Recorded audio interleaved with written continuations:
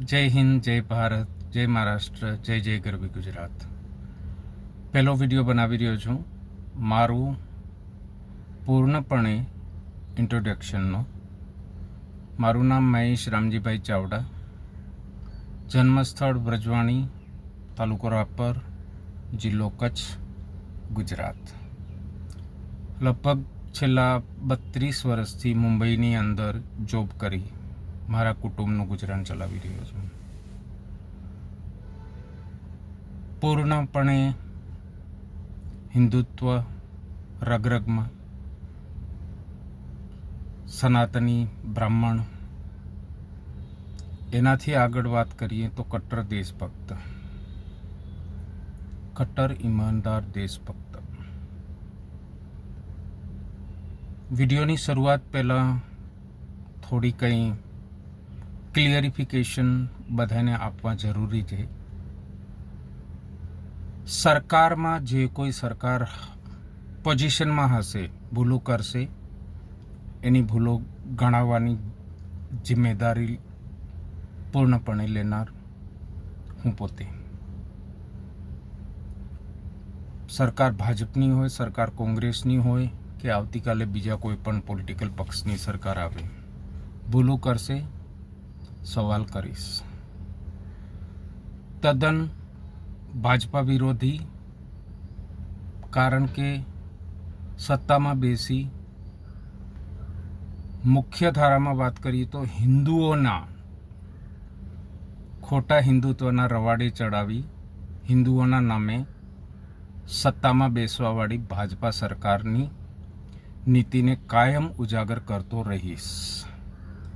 ભારતીય જનતા પાર્ટીના ગોબરી દિમાગી બીમાર ભક્તો હોય એ મારા વિડીયો, મારી યુટ્યુબ ચેનલ કે મારા કોઈ પણ સોશિયલ મીડિયા પ્લેટફોર્મથી દૂર રહે. કારણ સત્તામાં હશે એને સવાલ કરીશ અને સત્તાથી જ સવાલ થાય. વિશેષ ગુજરાતની અંદર ચાલી રહેલું ખેડૂત આંદોલન અસહનીય, પીડાદાયક અને ખરેખર આટલી બધી ગુલામી આપણે અંગ્રેજના શાસનમાં પણ નથી જોઈ. આ ગુલામી માનસિકતામાં જીવતા ગુજરાતવાસીઓ ને ખરેખર ધન્યવાદને પાત્ર કહી શકાય. અદાણી હોય, અંબાણી હોય, એની ગુલામી કરવા માટે તમામે તમામ ભારતીય જનતા પાર્ટી ખેડૂતોને કેવી રીતના હેરાન પરેશાન કરી રહી છે. આઈ થિંક બધાએ સોશિયલ મીડિયા આજકાલ બહુ ફાસ્ટ ફોરવર્ડ થઈ ગયું છે, બધાએ જોતા જ હશે. પણ છતાં પણ સોશિયલ મીડિયા પર જોવું જોઈએ શું પોઝિશન છે ખેડૂતોની. ચાહે જેતપુર હોય, ચાહે કચ્છ હોય, ચાહે ઉત્તર ગુજરાત હોય. મિત્રો, બધાને ખબર છે દમન ચલાવી રહી છે સરકાર.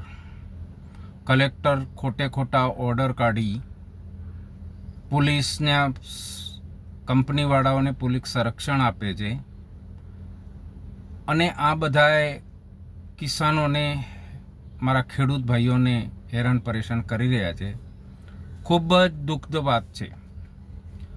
આ ટાઈમે ખરેખર કોઈ પણ પોલિટિકલ પક્ષની ભાવના રાખ્યા વગર ખેડૂતોને સાથ અને સહકાર આપવો જોઈએ. ક્યાંય ને ક્યાંય ખેડૂતનું યોગદાન આ દેશ માટે બહુ જ મહત્ત્વનું યોગદાન છે, જે આપણે સમજવું જોઈએ. હું પોતે એક ખેડૂતના દીકરા તરીકે તમામ ગુજરાતના ખેડૂત બંધુઓને વિનંતી કરું છું, એકતા જાળવી રાખો. આજે બીજાના કોઈના ઘરમાં આગ લાગી છે, કાલે તમારા ઘરમાં આગ લાગવાની છે. આ તમે માનીને જ ચાલો. એવું નથી આજ ગુજરાતના એક પર્ટિક્યુલર કચ્છના ખેડૂતો હોય કે જેતપુર સૌરાષ્ટ્રના ખેડૂતો હોય, તે લોકો હેરાન પરેશાન થઈ રહ્યા છે. પરંતુ તમે નહીં ભૂલતા, આ કાલે તમારા ઘર પર સેમ વસ્તુ બનવાની છે. તો તમામે તમામ ખેડૂતોને વિનંતી, કોઈ પણ પોલિટિકલ પક્ષને ભાવનાઓમાં ન આવતા એક ખેડૂત મિત્રની ભાવનાને ધ્યાનમાં રાખી બધા સંગઠિત થાઓ અને તમારી ઉપર જે કંઈ અત્યાચાર થઈ રહ્યા છે તેની સામે દ્રઢતાથી અને નિષ્ઠાથી લડો. હું માનું છું ત્યાં સુધી સરકાર કેટલા દિવસ નહીં ચૂકશે. અને સરકાર ખોટી છે, તદ્દન ખોટી છે, ઉપરથી નીચે સુધી. એટલે કે ગુજરાત સરકારના ચીફ મિનિસ્ટરથી કરી, ગૃહમંત્રીથી કરી અને નાનામાં નાનો તાલુકા પંચાયતનો પ્રમુખ હોય કે તાલુકા પંચાયતનો સરપંચ હોય ત્યાં સુધી રૂપિયા ખાઈને બેઠેલા છે. આ વસ્તુ તમારે સમજવી પડશે. જ્યાં સુધી તમને આ નહીં સમજાય, જ્યાં સુધી તમે ભારતીય જનતા પાર્ટીની એક ગોબરી દિમાગી બીમાર ભક્તિમાં હશો ત્યાં સુધી કદાચ તમને નહીં સમજાય.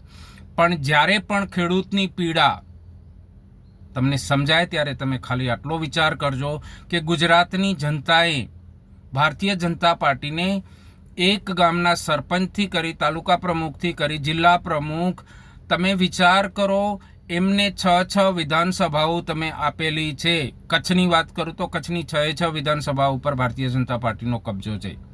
સાંસદ Bharatiya Janata party, chief minister Bharatiya Janata, અને વાતની વાત તો બાકી રહી ગઈ, તમારો પ્રધાનમંત્રી પણ ક્યાંય ને ક્યાંય ભારતીય જનતા પાર્ટીનો છે. તમે કેટલી ઇન્જિનની સરકાર આપી છે.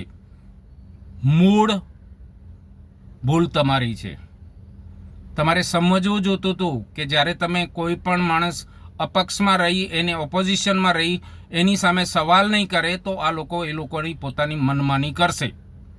આ ભૂલ હતી, પણ ભૂલ થતાં થઈ ગઈ છે. હવે એ ભૂલને સુધારવાનો તમારી પાસે મોકો છે. અને એક જ નિષ્ઠાથી બધાય કિસાન ભાઈઓ, બધાય ખેડૂત ભાઈઓ એકતા અને અખંડતા જાળવી રાખો. કારણ કે આજ એક પર્ટિક્યુલર વિસ્તારની અંદર આ પ્રોબ્લેમ છે, કાલે બીજા વિસ્તારની અંદર આ સેમ પ્રોબ્લેમ આવવાનો છે. અને તમને ખબર છે આ લોકો તમારી જમીન હડપીને લાખો કરોડો રૂપિયા જમા કરવાના છે. અદાણી હોય કે અંબાણી હોય, બહારના દેશોને વીજળી સપ્લાય કરવાના છે. તમારી જમીન તમારા પાસેથી પાણીના ભાવે લઈ વીજ પાવર, વીજ લાઈનથી વીજ સપ્લાય કરી અને એ લોકો લાખો કરોડો રૂપિયા કમાવાના છે. પણ મારા ખેડૂત મિત્રોને શું ડર, ધમકાવવા, એના સિવાય કાંઈ મળ્યું જ નથી. અને સૌથી વધારે આ દેશની અંદર કોઈ પીડિત હોય તો ખેડૂત છે. ચાહે એ મહારાષ્ટ્ર હોય, ચાહે એ ગુજરાત હોય, ચાહે રાજસ્થાન હોય, દેશનો કોઈ પણ ખેડૂત આ સરકારથી ખુશ નથી.